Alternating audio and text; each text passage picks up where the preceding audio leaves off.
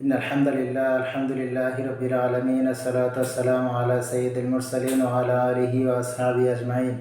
সম্মানিত ভাইরা, আল্লাহ রাব্বুল আলামিন পবিত্র কোরআন মাজিদের সূরা মাইদার ৩৫ নং আয়াতে ইরশাদ করেন, ইয়া আইয়ুহাল্লাযীনা আমানু, হে ঈমানদারগণ, আত্তাকুল্লাহ, তোমরা আল্লাহ তাআলাকে ভয় করো, ওয়াবতাগু ইলাইহিল ওয়াসিলা, এবং তার নৈকট্য লাভের জন্য মাধ্যম তালাশ করতে থাকো, ওয়াজাহিদু ফি সাবিলিহি, এবং আল্লাহ রাব্বুল আলামিনের পথে জিহাদ করো, লাআল্লাকুম তুফলিহুন, আর সম্ভবত তোমরা সফলকাম হতে পারবে। প্রিয় ভাইরা, আল্লাহ রাব্বুল আলামিন অত্র আয়াতে কারিমায় দুটি বিধানের উপরে নির্দেশ করেছেন। একটি বিধান হলো আল্লাহ রাব্বুল আলামিনের নৈকট্য লাভের জন্য ওসিলা তালাশ করা, আরেকটি বিধান হলো আল্লাহ রাব্বুল আলামিনের পথে জিহাদ করা। এই দুটি নির্দেশের শুরুতে তিনি আত্তাকুল্লাহ শব্দটি উল্লেখ করেছেন। কেন তিনি আত্তাকুল্লাহ শব্দটি উল্লেখ করলেন? আল্লাহ রাব্বুল আলামিন জানেন যে আমরা আল্লাহ রাব্বুল আলামিনের ওসিলা তালাশ করতে যেয়ে নানান রকমের মত, নানান রকমের পথে জড়িয়ে পড়ব। আল্লাহ রাব্বুল আলামিনের পথে জিহাদ করতে যেয়ে জিহাদের অপেক্ষা করে মানুষের মাঝে ভুলভাল বুঝিয়ে রক্তপাত ঘটাবো। এই বিষয়ে আমরা যেন সতর্ক থাকতে পারি, এই জন্য আল্লাহ রাব্বুল আলামিন শুরুতেই আত্তাকুল্লাহ শব্দটি উল্লেখ করেছেন।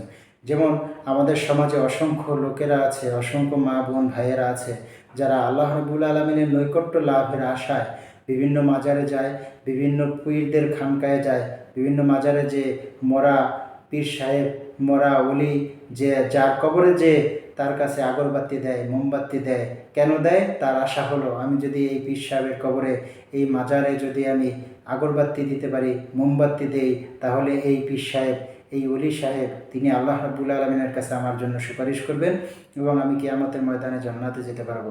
আল্লাহ রাব্বুল আলামিন যেহেতু বলেছেন ওসিলা তালাশ করতে, এজন্য ওসিলা হচ্ছে এই মরা পীর সাহেব। একে যদি সন্তুষ্ট করতে পারি তাহলে আমি জান্নাতে চলে যাব।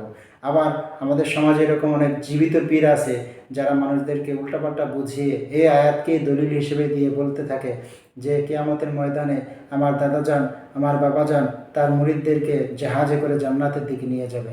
এই জন্য পীরেরা বোঝাতে চায়, এই যে আল্লাহ রাব্বুল আলামিন ওসিলা তালাশ করতে বলছেন, এই ওসিলা হচ্ছে আমার বাবাজান, এই ওসিলা হচ্ছে আমার দাদাজান।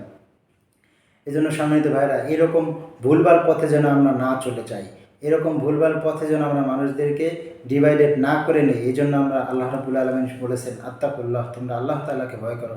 আল্লাহ তাআলার তাকওয়ার নীতি যদি আমার অন্তরের ভিতরে বদ্ধমূল করে নিতে পারি, তাহলে আমি উল্টাপাল্টা পথে যাব না, আমি আমার মন গড়া কোনো পদ্ধতিকে আমি গ্রহণ করে নিব না।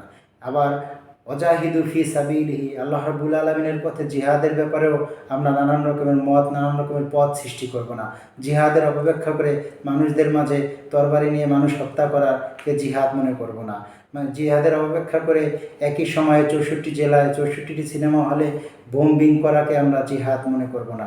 জিহাদ শব্দের অর্থ কি? আল্লাহ রাব্বুল আলামিনের দ্বীনকে জমিনে প্রতিষ্ঠা করবার জন্য প্রেরণা করার প্রচেষ্টা করা। সেই প্রচেষ্টা করব কিভাবে, কোন পদ্ধতি গ্রহণ করব? সেই পদ্ধতি হলো আল্লাহ রাসূলের দেখানো পদ্ধতি, আম্বিয়া আলাইহিস সালামের দেখানো পদ্ধতি। আল্লাহ রাসূল সাল্লাল্লাহু আলাইহি সাল্লাম যেই পদ্ধতিতে আল্লাহ রাব্বুল আলামিনের দ্বীনকে জমিনে প্রতিষ্ঠা করবার জন্য প্রেরণা করার প্রচেষ্টা চালিয়েছেন, আমাদেরকেও সেরকম প্রচেষ্টা চালাতে হবে। আল্লাহ রাব্বুল আলামিনের নৈকট্য লাভের জন্য আল্লাহ রাব্বুল আলামিনের নির্দেশ ও বিধানকে ফলো করতে হবে। আল্লাহ রাব্বুল আলামিন যা ফরজ করেছেন, যা নির্দেশ করেছেন, সেই নির্দেশসমূহকে আমাকে মেনে নিতে হবে। আল্লাহ রাব্বুল আলামিন যা নিষেধ করেছেন, সেই নিষেধসমূহকে আমাকে বর্জন করতে হবে। আল্লাহ রাব্বুল আলামিন আমাকে নির্দেশ করেছেন সৎ কাজের আদেশ দেওয়ার জন্য, আমাকে সৎ কাজের আদেশ দিতে হবে। আল্লাহ রাব্বুল আলামিন নির্দেশ করেছেন যে আমাকে অসৎ কাজে নিষেধ করতে হবে, আমাকে অসৎ কাজে নিষেধ করবার জন্য আমাকে চেষ্টা সাধনা করতে হবে। এই জন্য সম্মানিত ভাইরা, আমরা যদি আল্লাহ রাব্বুল আলামিনের নৈকট্য লাভ করতে চাই, তাহলে আল্লাহ রাব্বুল আলামিনের আদেশকে মেনে নিতে হবে এবং আল্লাহ রাব্বুল আলামিনের নিষেধসমূহকে ছেড়ে দিতে হবে। আমরা যদি আল্লাহ রাব্বুল আলামিনের প্রিয় পাত্র হতে চাই, তাহলে আল্লাহ রাব্বুল আলামিনের পথে জিহাদ করতে হবে। আল্লাহ রাব্বুল আলামিনের আম্বিয়া আলাইহিস সালাম যেভাবে আল্লাহ রাব্বুল আলামিনের দ্বীনকে প্রতিষ্ঠা করবার জন্য যেভাবে প্রচেষ্টা চালিয়েছেন, আমাদেরকেও ঠিক একইভাবে প্রচেষ্টা চালাতে হবে। আমরা যদি এরকমভাবে প্রচেষ্টা চালাতে পারি, তাহলে আল্লাহ রাব্বুল আলামিন মাত্র আয়াতের শেষে বলেছেন লাআল্লাকুম তুফলিহুন, আশা করা যায় তোমরা সফলকাম হতে পারবে। আমরা যদি আল্লাহ রাব্বুল আলামিনের দেখা পদ্ধতি অনুযায়ী যদি আমরা চলতে পারি, তাহলে ইনশাআল্লাহ আমরা সফলকাম হতে পারবো। আল্লাহ রাব্বুল আলামিন আমাদেরকে ইসলামের সঠিক বুঝ দান করুক। আমিন। ওয়া আখিরু দাওয়ানা আলহামদুলিল্লাহি রাব্বিল আলামিন।